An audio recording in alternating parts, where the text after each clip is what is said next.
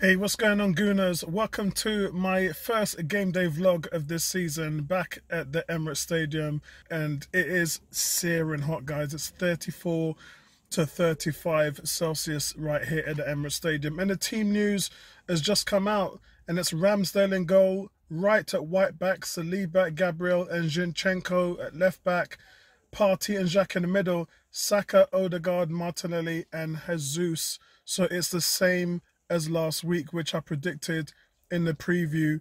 So Martin Odegaard has released his first captain notes of the season, and he stated that all of the new players have settled in well so far, and he knows it's important that he builds a good understanding with Gabriel Jesus.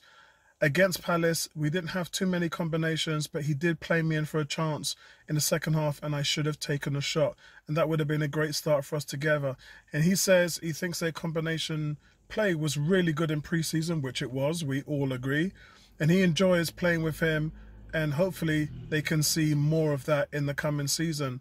And he goes on to say about how he regretted not taking a shot against Palace. But captain's being optimistic, captain's being the linchpin of everything that goes on in that final third. And a lot of people went down on him for his play last week, and I'm not sure why, because he was in the right positions, his movement was good, and he was able to provide a lot in the build-up play. Defensively, he's always going to close down the ball and win balls in the final third, because that's what he's good at. He's the best in the team at doing that. He was before Jesus came in, but he maintains that high level, and also he ran more kilometers than anybody in the team against Crystal Palace. So one can dismiss that, yeah, it didn't go well for you on the offensive side, and you can't just kind of throw a player underneath a bus because he missed a couple of chances. But you can say that the captain provided defensive energy and closed down and ran more and harder than anybody on the team. And that's what you want a captain to do. You want a captain to set the tone. And so I'm really looking for him to have a good game today. I've gone for a 3-0 win, home win, guys. I've gone for Saka and Gabriel to get on the score sheet. And maybe hopefully Nketiah might come in with a goal. But Martinelli again, can Martinelli pick up from where he left off last week and improve on that 6 goals and 6 assists that he did last season? And also as well, be interesting to see Arteta maybe use some substitutions a little bit earlier.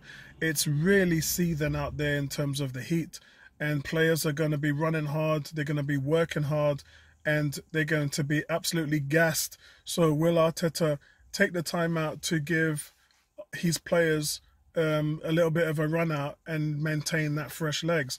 As for Leicester, as I said, Leicester are very dynamic. It's going to be Vardy against Gabriel.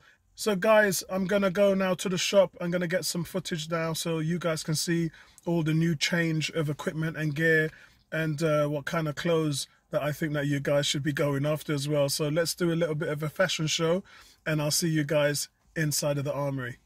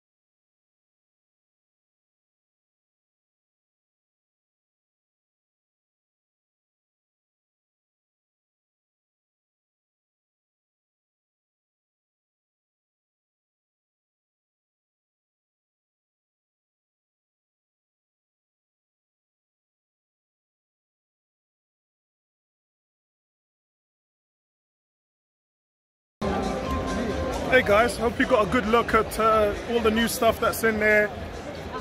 They're now being funny about people taking videos of the shop, but don't worry, I already got mine sorted out, so you guys will be able to enjoy that. Couple of new lines, a lot of stuff for the girls now. I mean, there's just as much as women's wear in the shop than there is men's, and that's a good sign. That can only improve the fan experience.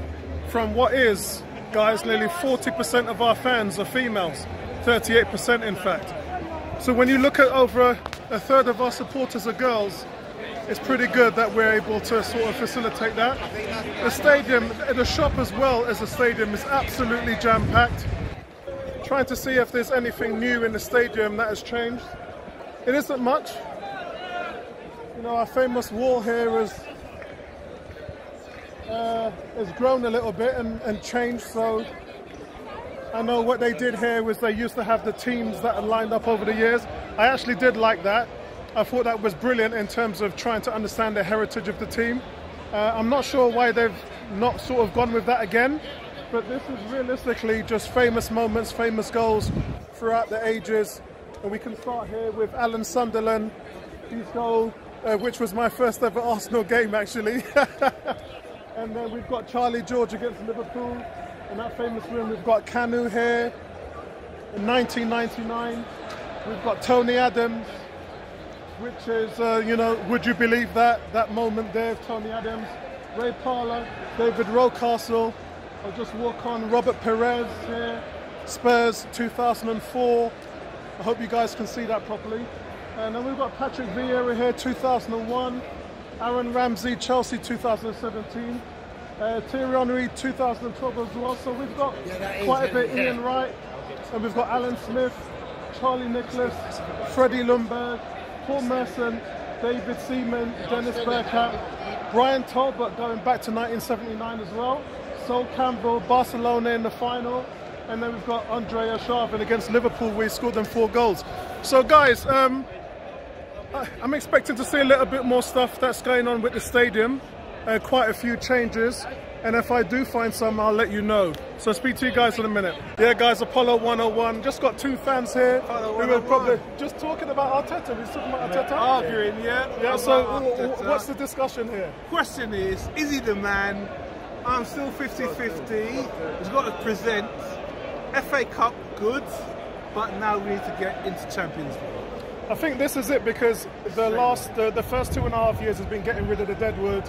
21 players have gone out, and now this is his team. Last year we saw what the young players did, and that was good to build a foundation. Now you've got the experience guys, you've got winners, players who have won 4 Premiership titles. So all from the goalkeeper all the way to the striker, this is his team now. So this is it this year, isn't it? No excuses. No excuses. All I would say is no excuses. Deliver. Because his record is 8-8-5. Fair enough. But that's the proof. The proof is Champions League. It sounds funny because when we had Wenger, we said 4th was rubbish, but now considering the players that you had. And you've got to think to yourself, the team's been broken for over 5 years. Since Xhaka came in, they've not made the Champions League, and they've literally got rid of that now. It's completely changed. And with that being said, there's just been complete deterioration and mediocre football from the squad, from the performances, and now this is the first sign that we actually see that we're on an uphill trend. So I know when Arteta took over in that year after Christmas, at one point we were 14th in the table, it was so bad. We were. So I know we finished 8th, but it could have been a lot worse than that. But I think, that being said, the fact that he's had to get rid of those players, change the culture, bring in a new kind of narrative. It's got to come to fruition. It has. That doesn't make any sense unless you actually make an improvement. Otherwise, and I think that's what the all or nothing is showing us that we didn't see before. We've seen what that's been like behind closed doors, what that culture's like, what those players who before used to walk in and being toxic, talk behind his back, talk to the media about all this stuff. All those players are gone now, and in all or nothing, you're seeing a young team that's just following Arteta. He's leading them, and so that's what nobody sort of we've saw not had before. that since Wenger. So there's no excuses, right? We need to be top 4. We laughed at Wenger, top 4 trophy. This year, we need to be in the Champions League. Whether we get 4th spot, or we win the Europa Cup, and we get into the Champions League. We need to be in the league. We need to demonstrate that we've improved. But I believe. Good. I believe. We've got some winners here, guys. I believe. Because when you spend that amount of money, you have to be accountable to produce something. Listen. 120 so far. Is on this. 120 million so far. I think we do still need somebody midfield up front, a big guy, a la Drogba, a la whatever, right? But if Jesus is not on point, second half, we need an alternative. This total football better work. Yeah. But so where are we going to finish then? You're saying 4th? I'm 4th, man. Third. All right, guys. I'll catch up with you when I get back into the studio. Tony's doing the live stream today. Tony's my man. I'll come back and help do the player ratings, and I'll speak to you guys later. So, guys, the queue is unbelievable here. You can see behind me. It's just absolutely jammed. We're not even moving. I'm outside Gate H, so I'm probably just 50 yards away from G, and I've just never seen it like this. And this is why I normally get to the seat about half an hour early, and I've missed out today because the queue is just ridiculous. Well, it's probably going to take me another 10 minutes just to get through the gate from here. But yeah, it's mad, bro. It's mad. This is like Notting Hill Carnival right now.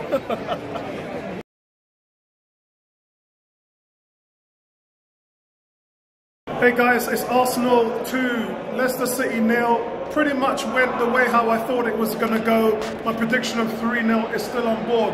But I have to talk about Gabriel Jesus. He was quite, you know, starved of service for half an hour.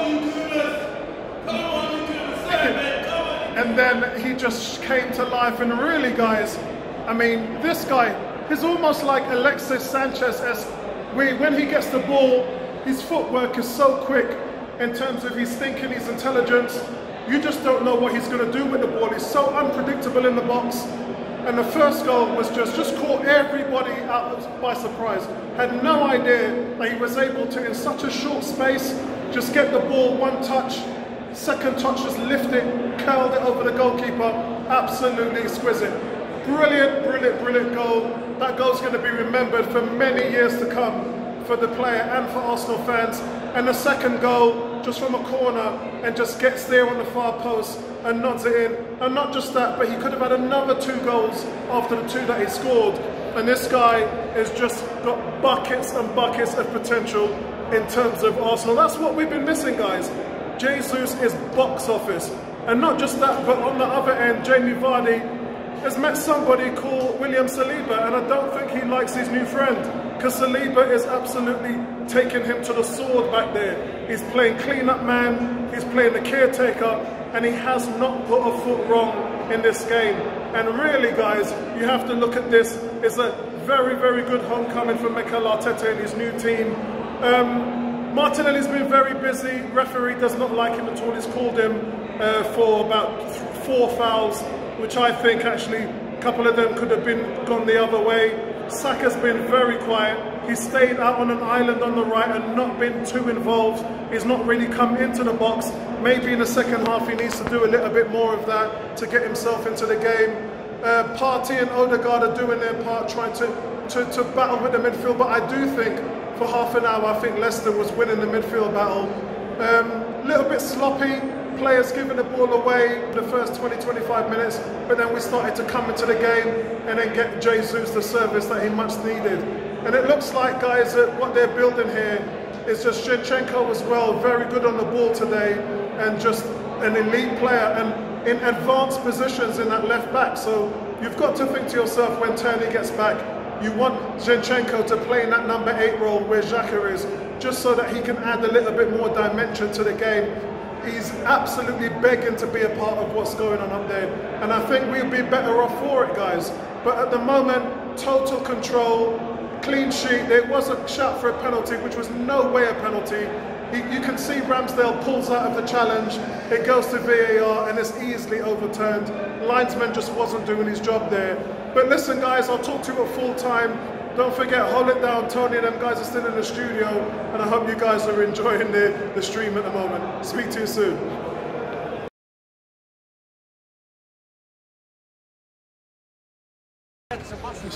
So guys, a great result. Arsenal 4, Leicester City 2, and Arsenal just looked up for it. They looked organised, they looked hungry. This is the pre-season form that we thought that we were going to see throughout the season. And this is the reason why some people, and I'm mentioning the guys who said pre-season doesn't mean anything, not interested in what pre-season is telling us. And actually you should be, because when we couldn't win a game last summer, we came into the season and everything just capitulated.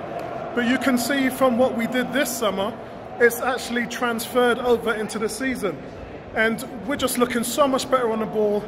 We're looking dangerous up front. That's 6 goals in 2 games. And our best players now off the mark. And it really does show and set the tone for what we want to do this season. Now, the 2 goals that Leicester scored, one was Saliba, and I do want to mention this. I've mentioned it on the chat with Tony and them guys in the studio, that you know, it was a great ball into the box. Saliba was stretched, and there's nothing he could have done about it.